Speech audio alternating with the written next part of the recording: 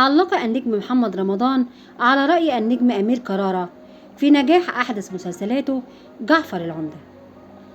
فقد أعاد رمضان نشر الفيديو والذي أكد فيه أمير كرارة على نجاح جعفر العمدة، وكتب: يا بمخ ألماظ.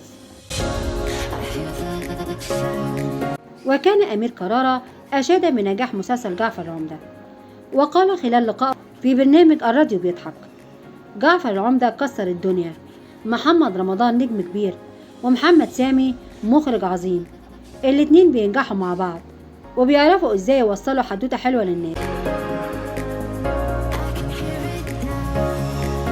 والمسلسل كان بطولة محمد رمضان وزينة، هالة صدقي، إيمان العاصي، مي كساب، منة فضالي، أحمد داش، وكان من تأليف وإخراج محمد سامي.